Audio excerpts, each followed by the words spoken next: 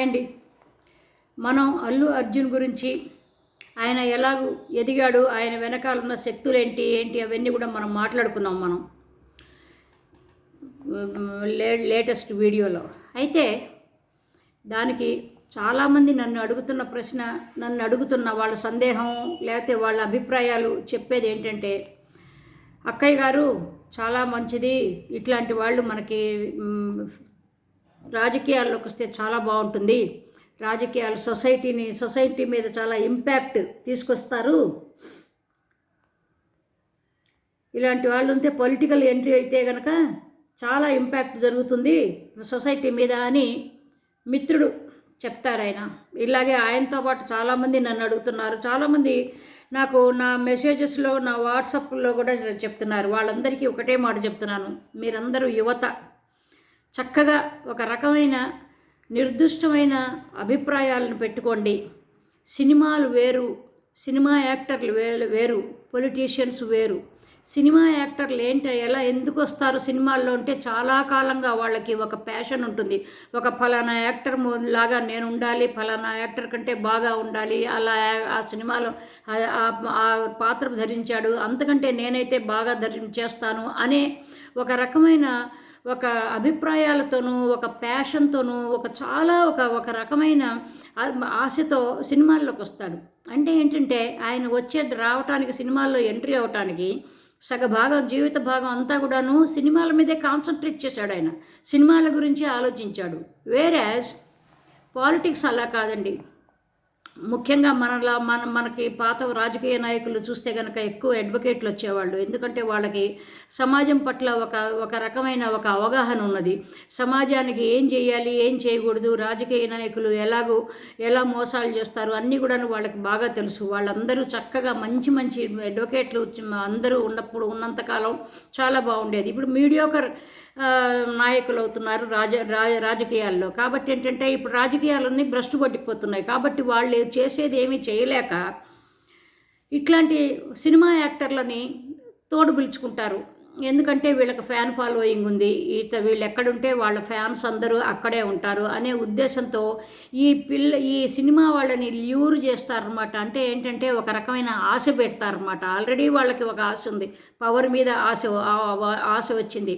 అబ్బో నేను చాలా తురుం ఖాన్ అయ్యాను, పెద్ద తోపుని తురుం ఖాన్ అయ్యాను, చూసావా నేను రాజకీయాల్లోకి వెళ్తే బ్రహ్మాండంగా, ఎందుకంటే నాకు ఇంతమంది ఫ్యాన్స్ ఉన్నారు అని ఒక రకమైన అపోహలో ఉంటాడు. కానీ అండి, ఫ్యాన్స్ వేరు, సినిమాలు వేరండి. సినిమాలు వేరు, రాజకీయాలు వేరు. ఆ ఫ్యాన్స్ ఎప్పుడైతే తప్పుదారి పట్టి ఎప్పుడైతే తప్పు అభిప్రాయాలతో ఒక వాళ్ళకి ఇష్టమైన ఒక నటినో ఎన్నుకుంటారో, సమాజం అనేది సర్వనాశనం అయిపోతుందండి. ఏమనుకోవద్దు.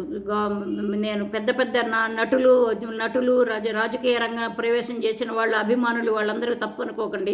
మీ అందరికీ కూడా ఇదే చెబుతున్నాను. ఎప్పుడైతే వాళ్ళు అవగాహన రాహిత్యంతో ఎన్నో విషయాలు మాట్లాడతారో, ఎన్నో ప్రామిసులు చేస్తారో, వాళ్ళన్నీ కూడాను మర్చిపోతారు, కన్వీనియంట్గా మర్చిపోవటమే కాదండి, వాళ్ళు అది మభ్యపెట్టేసి జనాలు మర్చిపోయేటట్లు చేస్తూ ఉంటారన్నమాట.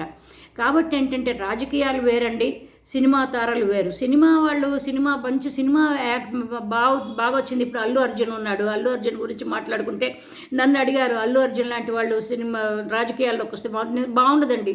అట్లాంటి వాళ్ళు ఇంకా మంచి సినిమాలు చేయాలి, ఇంకా అతను ఇంకా మంచి చక్కటి డెలివరీ చేయాలి, అతని పాత్రలు చేసి మనకి సొసైటీకి ఏదన్నా. అంతేగాని ఎందుకంటే మహాన్ వాళ్ళందరూ కూడాను యాక్టర్లు ఫెయిల్ అయ్యారు. ఎందుకంటే వాళ్ళు కరెక్ట్గా అభ్యాసం చెయ్యక, హోంవర్క్ చెయ్యక, వాళ్ళకి ఆ టైం లేక, రాజకీయాల గురించి అవగాహన లేకపోవటం వల్ల వాళ్ళు అలాగూ చేయలేకపోయారు. అమితాబ్ బచ్చన్ రాజకీయాల్లోకి వచ్చేసి ఫెయిల్ అయిపోయి వెళ్ళిపోయాడు. జయలలిత, ఆవిడకి రాజకీయ అనుభవం ఉంది, బాగా చాతుర్యం ఉంది, చాణుక్య రీతి అంటారు, అది ఉండి ఇది ఉండి అన్నీ ఉన్నాయి. కానీ ఏమైంది, ఆవిడ తీసుకున్న అభిప్రాయాలు, ఆవిడ చేసుకున్న అంటే ఏంటంటే, బేసిక్గా ఆవిడ ఒక యాక్ట్రెస్. ఎవరినైతే నమ్మిందో నిజ జీవితంలో, వ్యక్తిగత జీవితంలో వాళ్ళు ఆవిడని వెన్నుపోటు దారుణంగా పొడిచారు. ఆవిడ చచ్చిపోయిన చాలా కాలానికి బయట పెట్టారు ఆవిడ చచ్చిపోయిందని.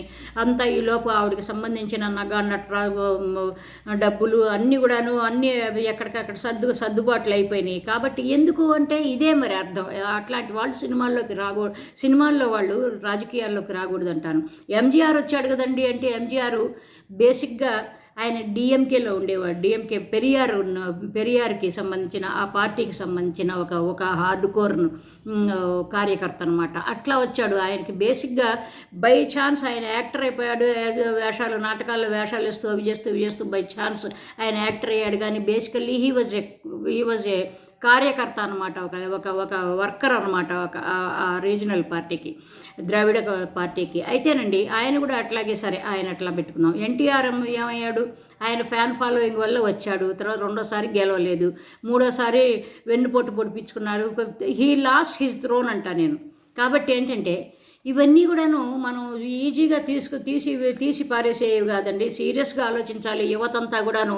ఇప్పుడు పవన్ కళ్యాణ్ ఉన్నాడు, అతను కూడాను ఫెయిల్డ్ లీడర్ అంటా నేను. ఎందుకు అంటే ఏదో ఉప ముఖ్యమంత్రి అయినంత మాత్రాన అది పెద్ద పదవి కాదండి. అది it's not a constitutional body అండి. It's not a constitutional post అంటాను నేను. అయితే ఏదో ఉప ముఖ్యమంత్రి అంటే అతను బేసిక్గా సినిమా అతను కాబట్టి అతను అదే ఉప ముఖ్యమంత్రి అని అనుకుంటున్నాడు కాబట్టి ముఖ్యమంత్రినే నేను అన్ని ధోరణిలో అతన్ని ల్యూర్ చేశారు చంద్రబాబు గారు, తెలుగుదేశం పార్టీ కావచ్చు లేకపోతే బీజేపీ పార్టీ కావచ్చు. ఎందుకంటే అతని ఫ్యాన్స్, ఎందుకంటే వీళ్ళు ఇక్కడే పప్పులో కాలేస్తున్నారు. యాక్టర్లు అనేవాళ్ళు బాగా ఫ్యాన్ ఫాలోయింగ్ ఉన్న వాళ్ళు ఇక్కడే పప్పులో కాలేస్తున్నారు. వాళ్ళు పెద్దవాళ్ళు పిలిచేసరికి అబ్బో అని. అక్కడ సురేష్ గోపి కేరళలో ఫస్ట్ ఎంపీ అయ్యాడు BJP.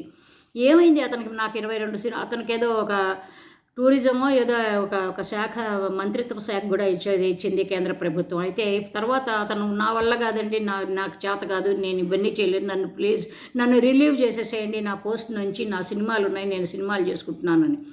They are very much, actors are very much comfortable with their acting అని. అంతేగాని వాళ్ళకి తెచ్చిపెట్టుకున్న వాతలతో ఎవరు బతకలేరండి. సపోజ్ పవన్ కళ్యాణ్ ఉన్నాడు, అతనికి చెంచల స్వభావం, చెప్పల చిత్తం అంటారు. ఎందుకంటారు? ఇప్పుడు మొన్న కేవీ రావు ఉదంతం తీసుకుందాం. కేవీ రావు గురించి 2018లో నానా మాటలు మాట్లాడి తిట్టిపోశాడు. తర్వాత ఇప్పుడు లేటెస్ట్గా కేవీ రావు గురించి చాలా మంచివాడైపోయాడు.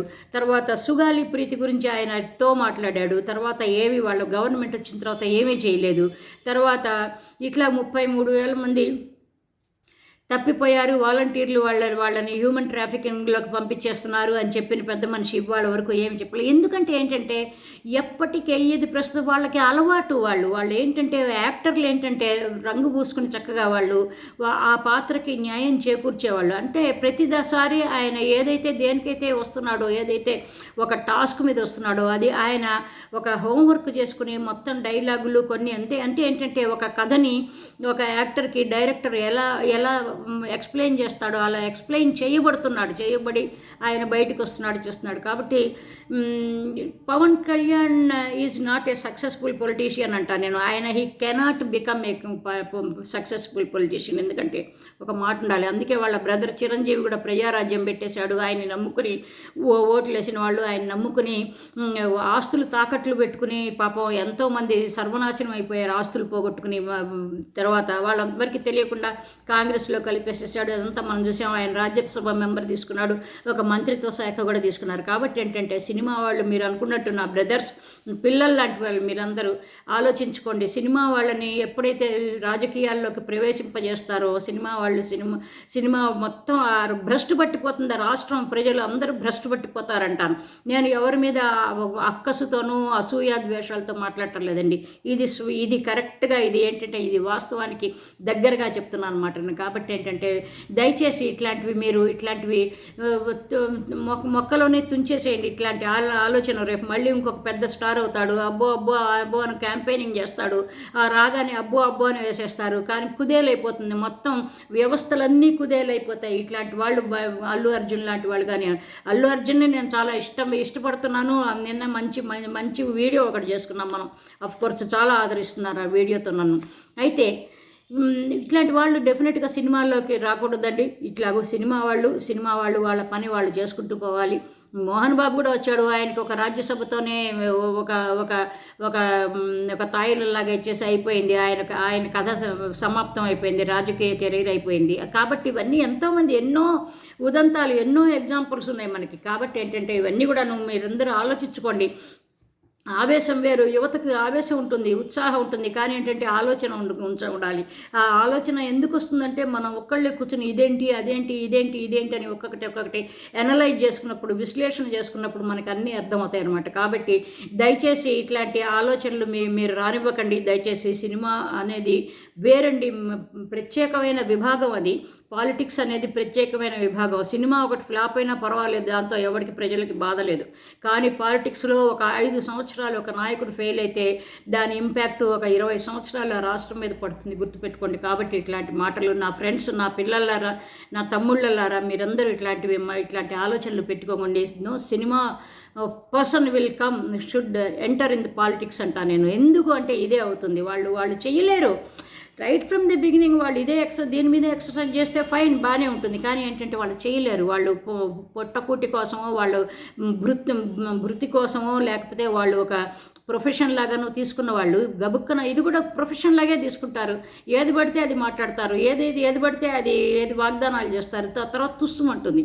ఎవరు దీనికి చివరికి నష్టపోయేదంటే ప్రజలు అన్నమాట. కాబట్టి ఇట్లాంటి మాటలు మాట్లాడకండి యువత, ప్లీజ్ నాయన. నేను ఎవరి మీద కోపతాపాలతో చెప్పటం లేదు. మనం రాష్ట్రాన్ని గురించి, రాష్ట్ర ప్రజల గురించి, దేశం గురించి నేను ఎక్కువ ఆలోచిస్తూ ఉంటాను. నేనేం చేయలేని పరిస్థితుల్లో ఉన్నాను. కానీ ఏంటంటే మీరే ఆలోచించాలి. యువత మీ చేతిలోనే ఉంది. కాబట్టి టైంకి సరైన నిర్ణయాలు తీసుకోకపోవటం వల్ల ప్రజల్లో చాలా చాలా బాధలు చేసేస్తాయి. చాలా రాష్ట్రం అంతా రావణ కాష్టం అవుతుంది. అదే నేను చెప్పదలుచుకున్నాను. సో ఇంకొక మంచి టాపిక్తో మళ్ళీ కలుద్దాం. బై అండి. Love you all. బై.